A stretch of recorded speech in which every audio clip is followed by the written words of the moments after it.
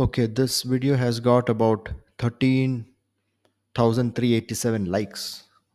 Let's see what this is.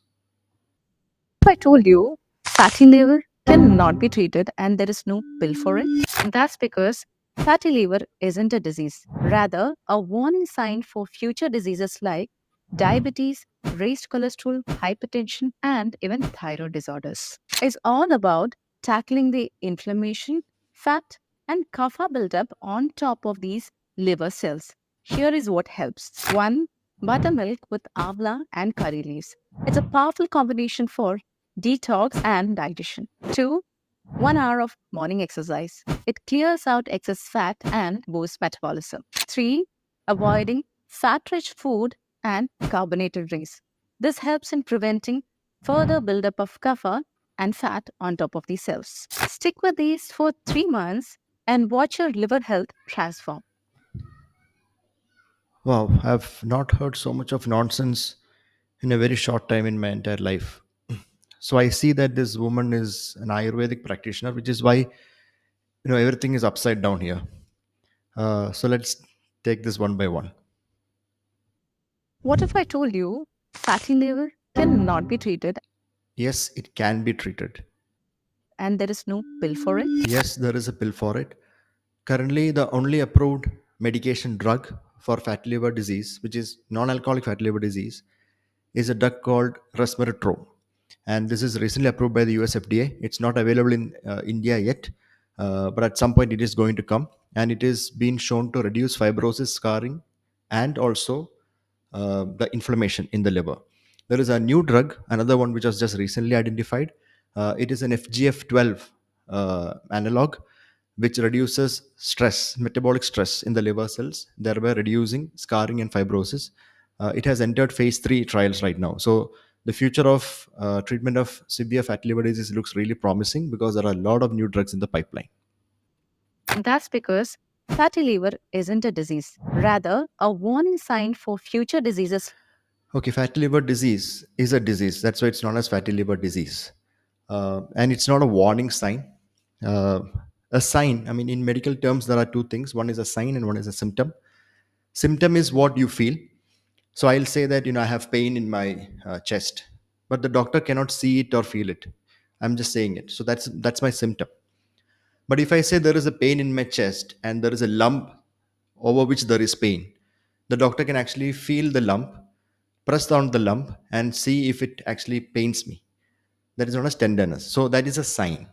So what you feel and what you tell the doctor is a symptom, and what the doctor can actually feel, identify, and confirm with you, along with you, is a sign. So if you have yellowish discoloration of the eyes, that is known as jaundice. It is a sign and a symptom. So the patient can see it and feel it, and the doctor can also see it and feel it. So that is a sign. So fatty liver disease can never be a warning sign. This is wrong. Like diabetes, raised cholesterol, hypertension, and even thyroid disorders. It's all about Okay, this is exactly the opposite. It's not a warning sign for any of these.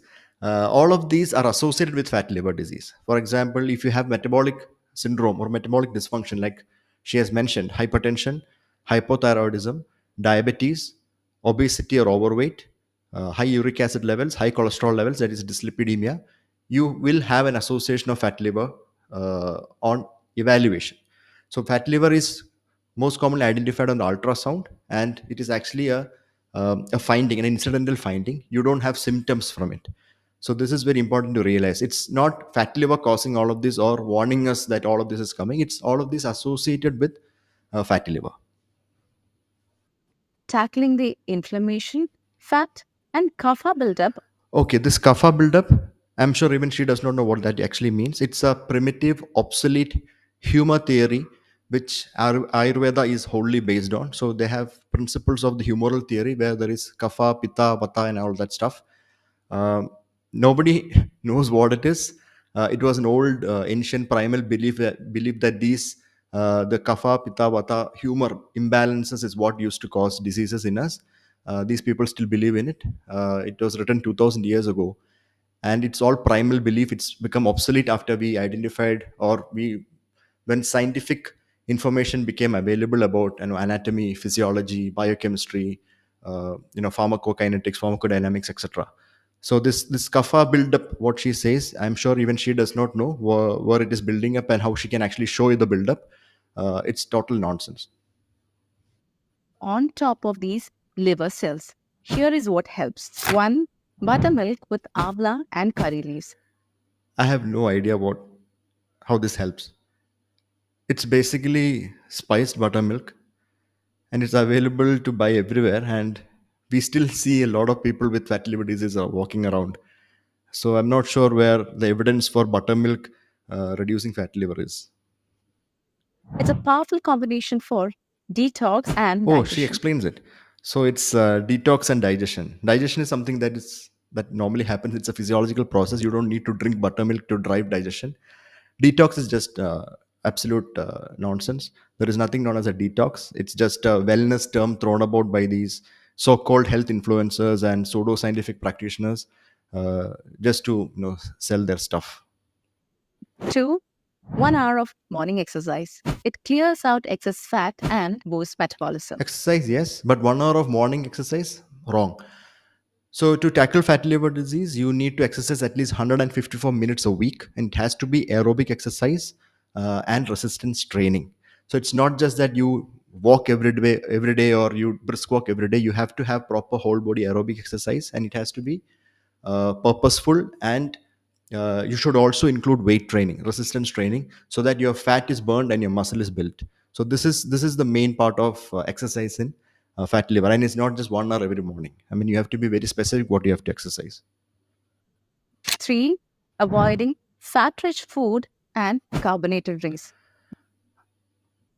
This helps in preventing further buildup of kapha and fat. Kapha. So fat rich food and carbonated drinks. Okay, it's true to some extent, but it has to be saturated fat. So you have to avoid saturated fats so that you don't worsen your fat liver or increase your chance of getting a fat liver. And carbonated drinks, yes, but it's not just carbonated drinks. Even your naan and your ghee paratas, they can also still give you a fat liver. So it's all about calorie dense foods. You have to go into a calorie deficit, and along with this aerobic exercise and fat burning and muscle building, and that is what actually helps in fatty liver, not just avoiding some carbonated drinks or drinking buttermilk. It's that doesn't work that way. And again, the kapha thing comes here, and I have no idea what that thing is, but I know it doesn't exist.